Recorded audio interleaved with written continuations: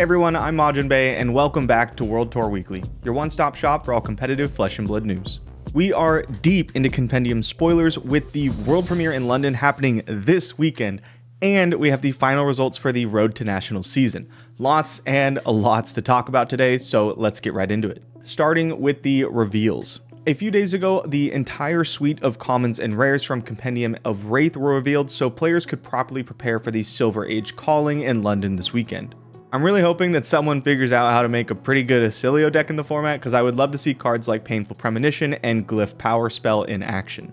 From the reveals, most heroes got some pretty powerful equipment in the rare slot, which I do expect to see come up quite a bit in the calling. Cards like Limbs of Lignum Vitae don't look incredibly splashy, but they could be really strong role players in Decompose-focused Earth decks. For example, you could wait the standard 2 Decomposes to get the full 2 block value out of this, or you could cash it in early for 1 block and use it to power up a Decompose attack on the next turn. Speaking of elemental cards, here's another recent spoiler that gets the award for breaking my heart.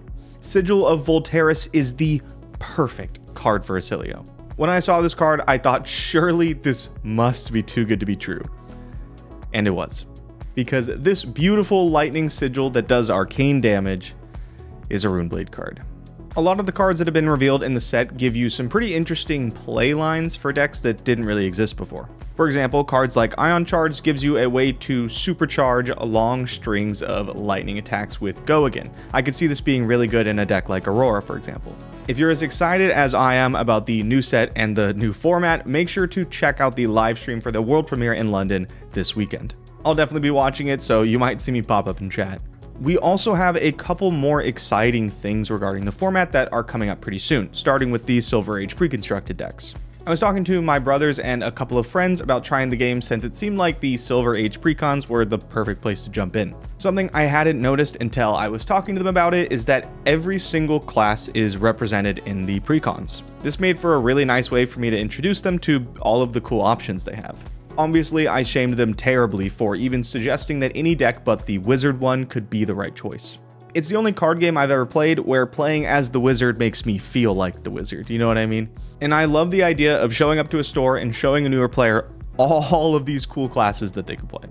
Alright, that's enough yapping about them for me, but if you do want to see more of these Silver Age precons, head over to the Flesh and Blood YouTube channel, where they release some pretty cool gameplay videos showing them off. Okay, now let's talk about my favorite Majestic so far. We do still have reveals for the rest of the week from your favorite players and content creators, so make sure you keep an eye out. I have literally been refreshing my social media pages over and over to make sure I didn't miss any. Okay, up first on the list of cards that Majiin thinks is neat is Astravolt Elemental. This red 0-cost attack has 3 power and defends for 3. It reads, when this attacks, you may discard an instant card. If you do, draw a card and make an embodiment of lightning. I cannot wait to try this out in Acilio. However, I'm not entirely sure how well it's going to do in the deck. I know this seems like a slam dunk on paper for the Lightning Wizard, but it can be a little bit awkward to draw cards when you pretty much always have a Gone in a Flash in Arsenal. Obviously, if you don't already have Gone in a Flash, this is great because it can help you filter towards it while still setting you up for the following turn. The card also doesn't naturally have Go Again, and while yes, it does kind of solve that problem for you on the next turn, it can still be a little bit awkward to draw a hand of this and Blast to Oblivions. Now, the big saving grace for this card is that it blocks for 3, which is huge in any deck that plays Electromagnetic Somersault. Anytime you can block a Command and Conquer with 2 attacks and then pick them back up with Somersault is a pretty strong play. If this card does end up seeing mass adoption in Acilio lists, it's likely that players will need to be a little bit more conscious about making and carrying over Embodiment of Lightning tokens to keep them from bricking. Alright, next up is the Evo Beta base cycle. I mentioned in a previous World Tour Weekly that I'm actually a huge Teklevossen fanboy. I literally own all of his cards even though I've never registered him in an event, because he was bad.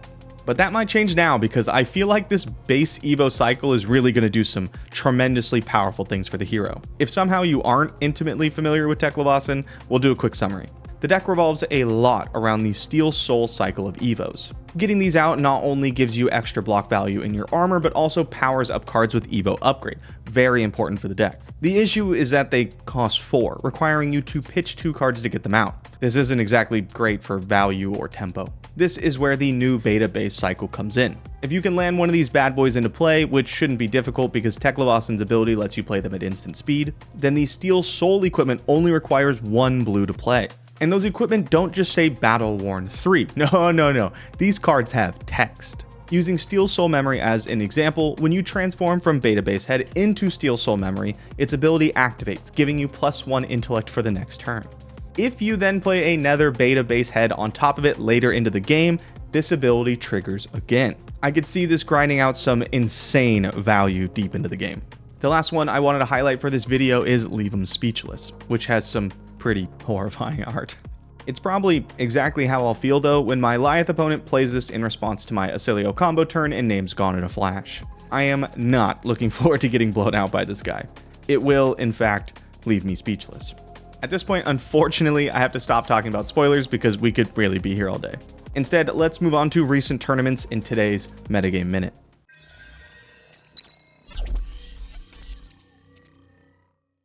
This year's Road to National season is officially over and the numbers are in. Let's start off by taking a look at the wins this last weekend. Turns out my prediction was 1 week early as Arachne Marionette takes the first place spot with 21 wins. 5 over Syndra in second place and 7 over Verdance in third.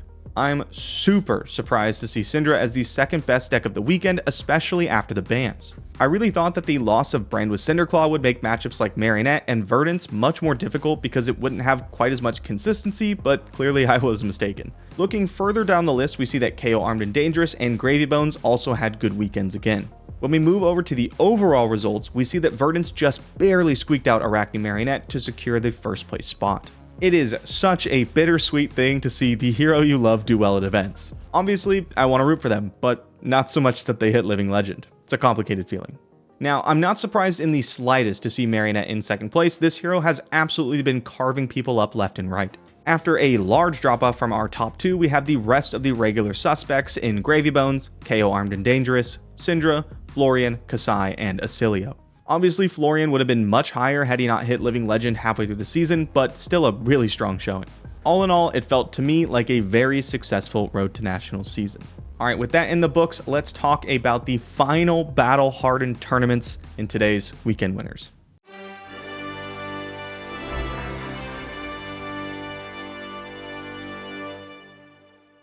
This was the last weekend of Battle Hardened events before they were replaced by the new Showdown tournaments.